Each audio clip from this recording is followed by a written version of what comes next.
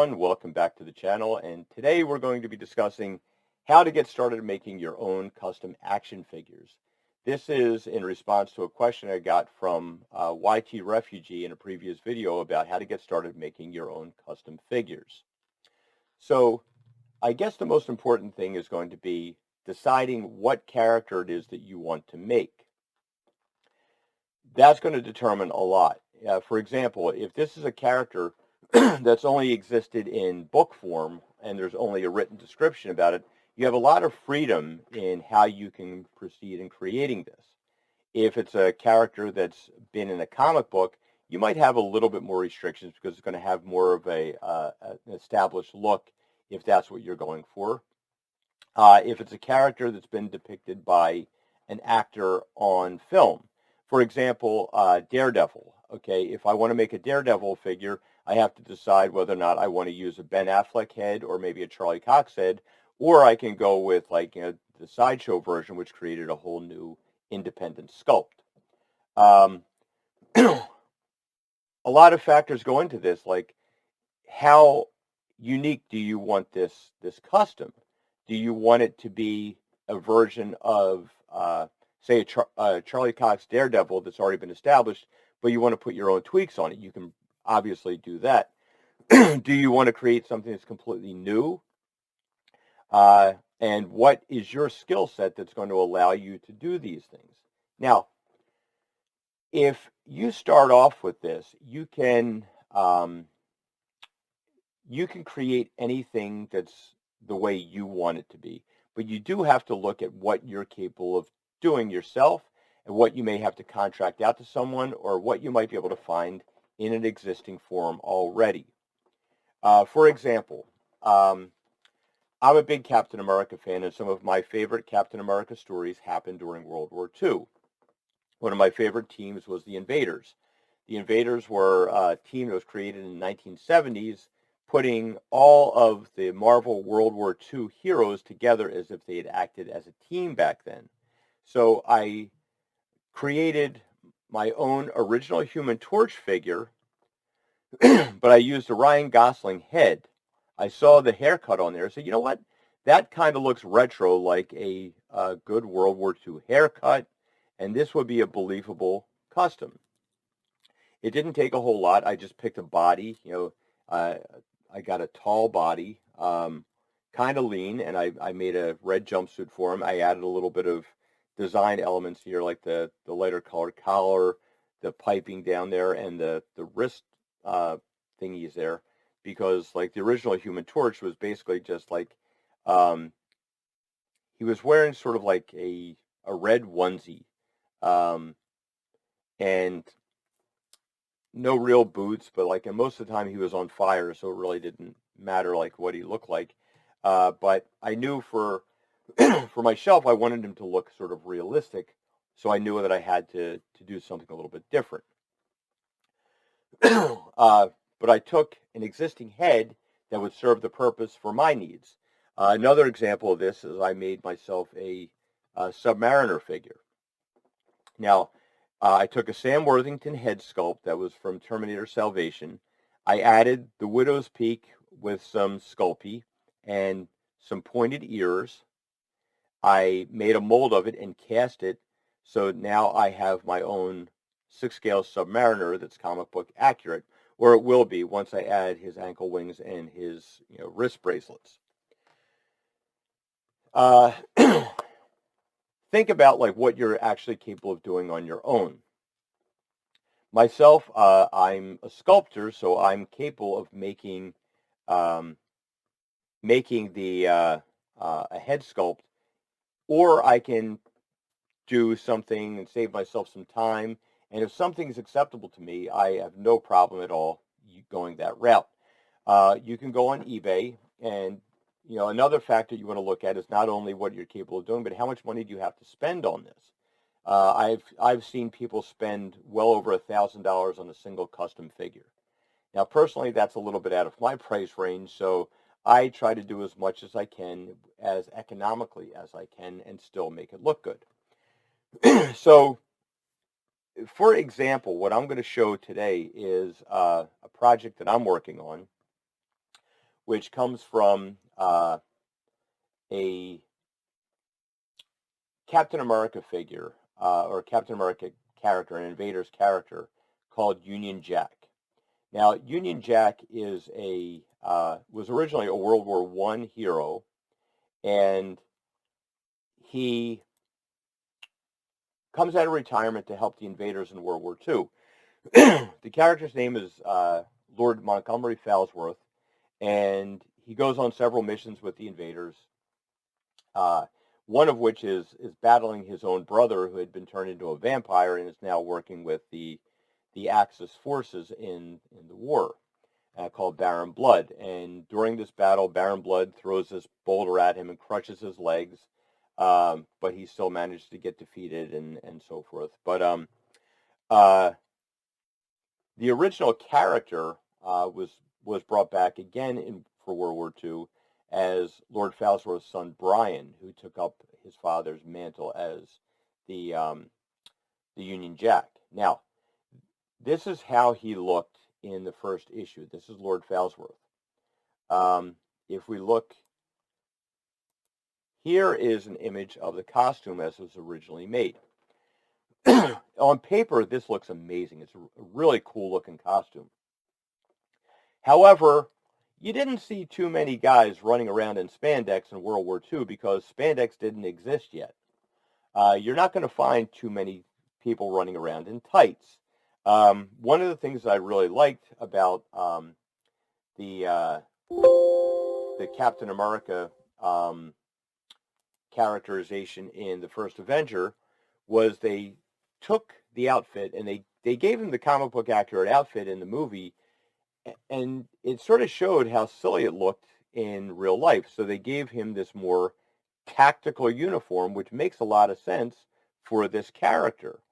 It's going to be a lot more realistic. You can see like the padding that is sewn in. It looks like something that they would have had in the day. So you want to have something that's going to look like it fits in the period that it came from. This is another element that you want to keep in mind as you're creating these figures. Now, I had originally made a Union Jack figure before, but I wasn't completely happy with it, and I knew at some point I was going to be revisiting it, and I thought this would be the perfect opportunity to use this as an example for this video. Here is the tunic that I made for him, and I just painted on over the thing that I made. Like I gave it a bib front like this. Now, my inspiration for this was that there was a couple other iterations of this costume that was made. Now, here's an example of the World War II version, because he's carrying all of his gear on a single belt around his waist. And it looks kind of clunky. Here's this belt with all the stuff on here and a skin-tight suit. If you were to do that in real life, imagine putting someone in like, one of these like spandex outfits and just putting this big clunky belt on them. It would probably look kind of dumb. So this version they came out with is really cool. It's got like the more military style outfit, which, the guy's a soldier. Of course, he's going to have that. Balaclava head mask on it, like, which would, stand to be like, British, secret ops and whatnot. And then you have the, you have the little wristbands here. Now, when I created my own, what I did was I made these little gaiters that went over the boots.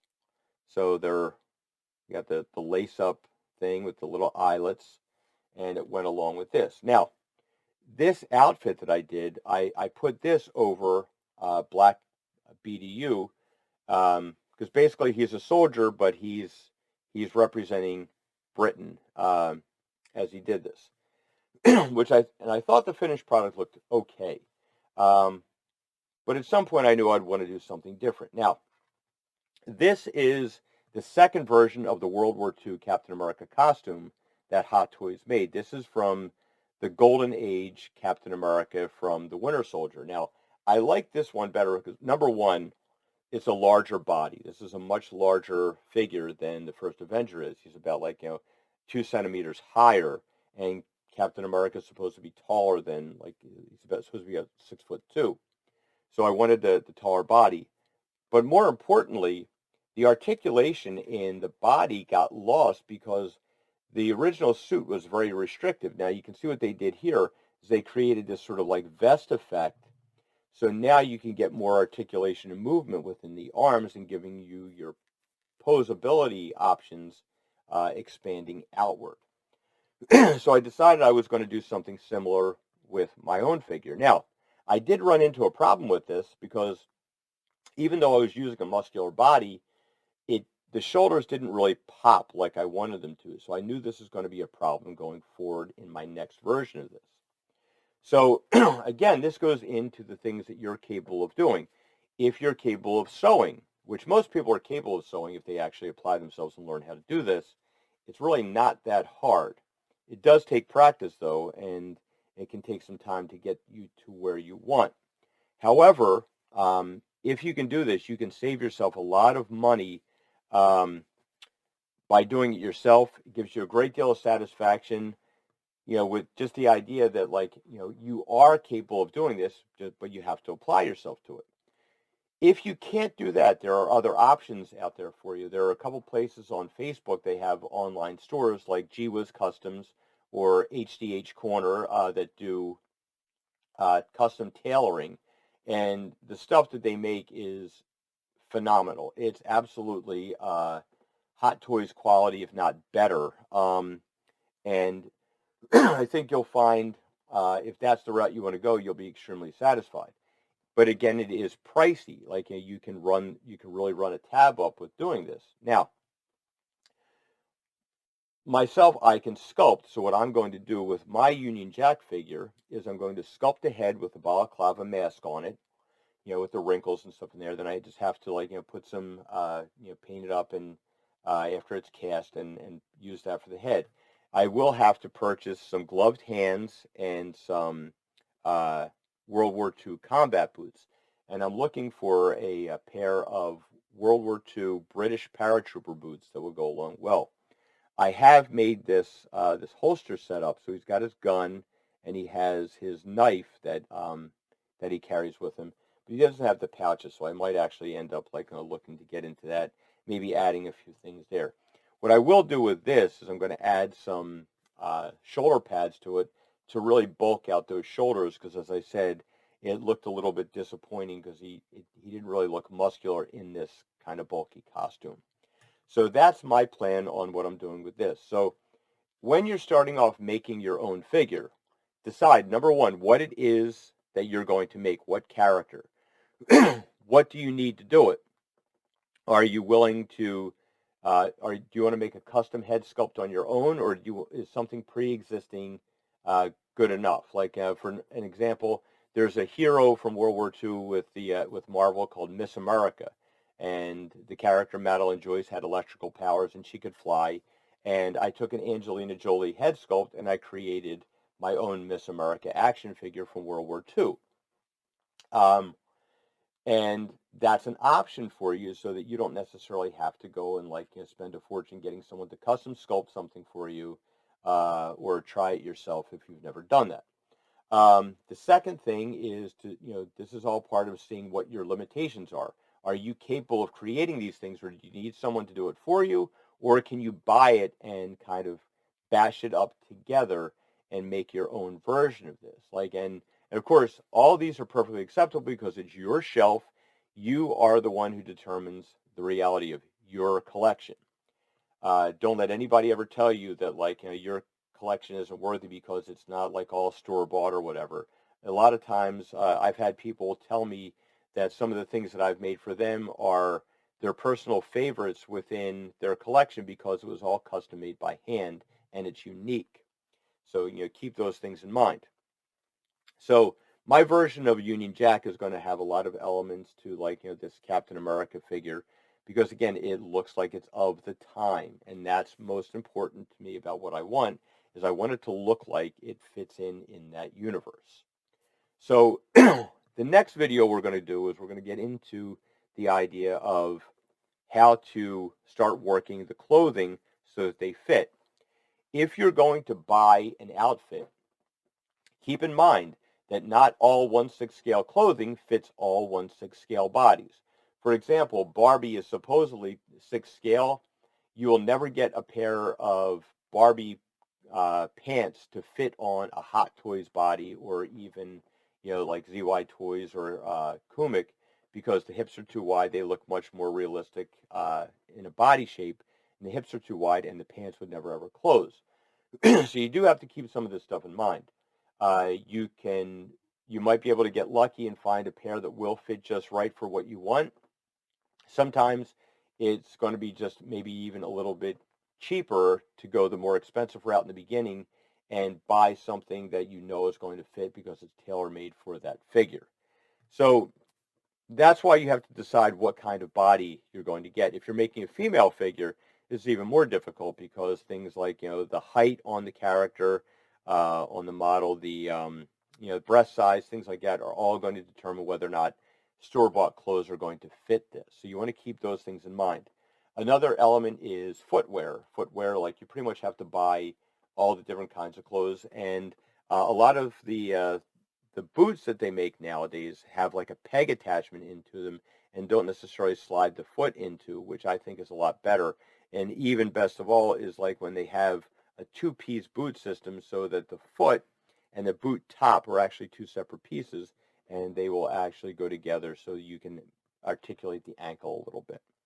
But those are some things you want to keep in mind as you're doing your custom figures and trying to get ahead uh, on your recipe list about what you're going to shoot for. So look at the body types you want to buy, the the height of it. Try and find out how high it is, because if you're going to have it in context with other figures, you want it to look proportional and correct.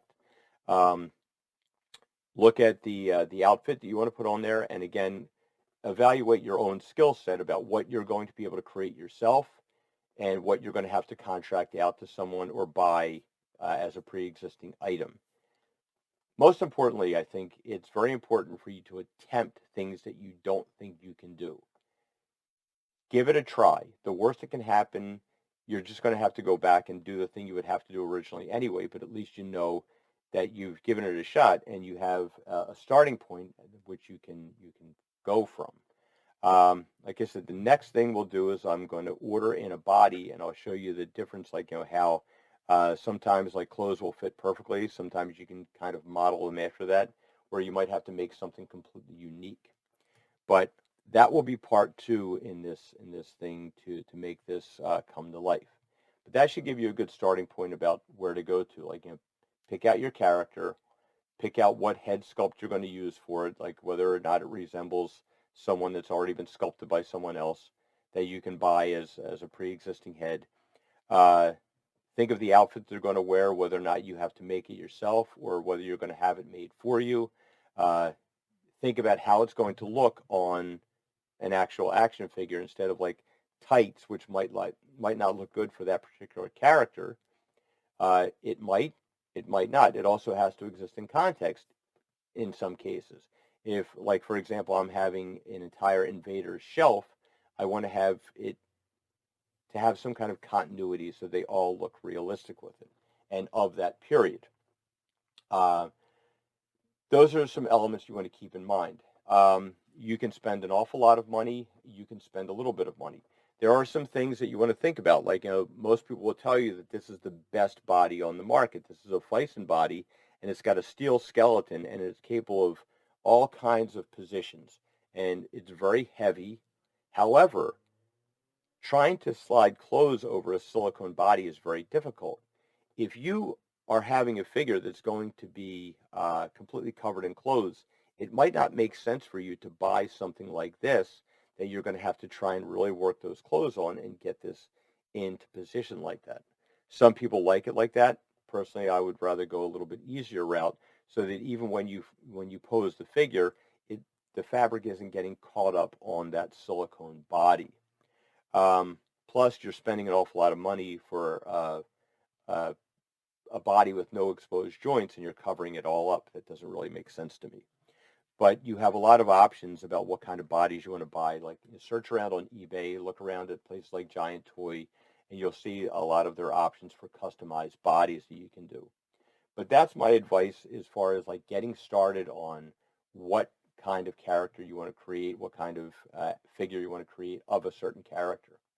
Um, I think once you start doing this and you start to find out that in some cases it's a lot easier than you thought it would be, it's going to open up a lot of possibilities for you, and you're going to find a lot of your own creativity that you didn't necessarily know you had. Thanks for watching. Please like the video if you liked it, subscribe, and share it. That helps all the algorithm stuff. And if you have any other questions that I might be able to answer, drop them and I'll see what I can do for you. Thanks for watching.